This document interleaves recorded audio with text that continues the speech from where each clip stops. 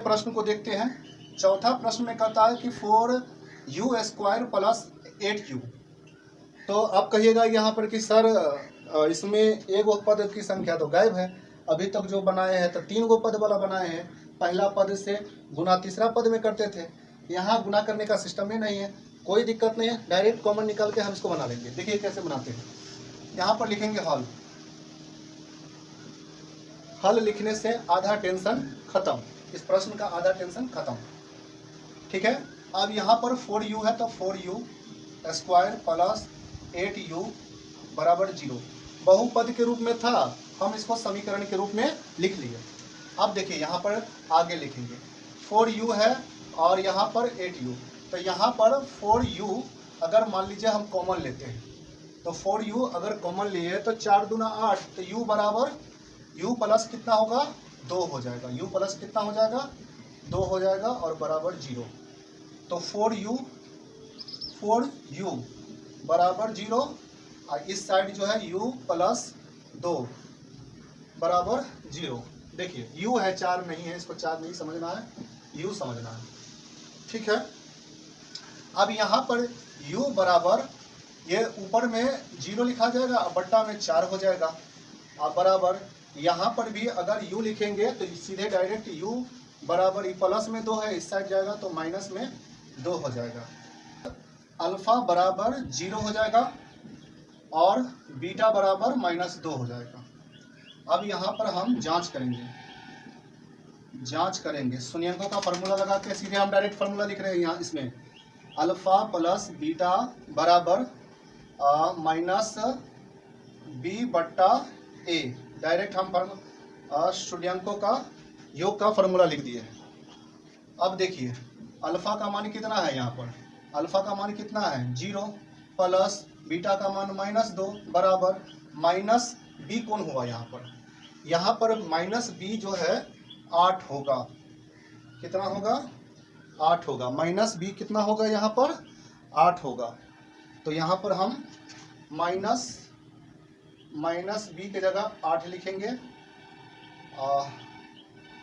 8 होगा, 8 प्लस में है तो इसीलिए ए को खाली माइनस रहेगा, -8 लिखेंगे। अब बट्टा ए की जगह जो है हम क्या लिखेंगे 4 लिखेंगे। बी के जगह 8 लिखे, माइनस फार्मूला के अनुसार लगाए 8 लिखे और ए की जगह 4 लिख दिए। अब यहाँ पर देखिए यहाँ दिखाई दे रहा है यहाँ, ठीक। अब देखिए यहाँ पर इसको जब सॉल्व किए तो -2 आया। इसको जो सॉल्व किए इसको छोटा करके लिख देते हैं, छोटा करके लिखेंगे ठीक रहेगा। अल्फा प्लस बीटा बराबर -b/a।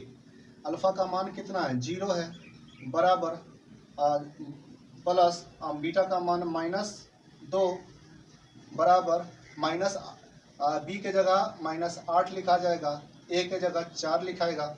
अब इसको सॉल्व करेंगे तो यहाँ पर -2 आएगा और बराबर इसको जो है काटेंगे तो 4 दूना 8 यानी कि -2 इसका निकल गया।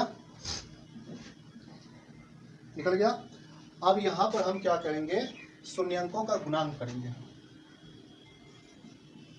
शून्यंकों का गुणांक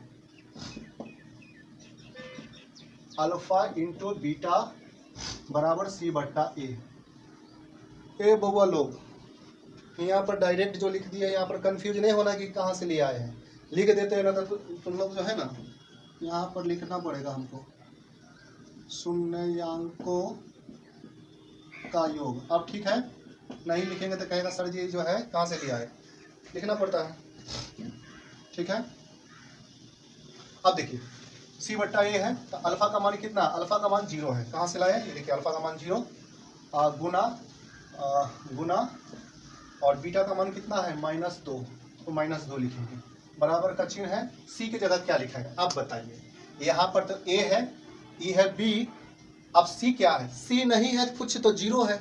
जहाँ पर कुछ नहीं है तो शून्य है, 0 है, हम आराम से 0 लिख देंगे। 0 बट्टा ए की जगह कितना है, ए की जगह 4 है। ए की जगह 4 है तो 0 को 2 से गुना करेंगे तो यहाँ पर 0 आएगा और 0 अंश में है तो अंश में हर में अगर कोई भी संख्या हो तो कोई वैल्यू नहीं होता है, यहाँ पर हो गया, जीरो बराबर जीरो, ये आंसर निकल गया।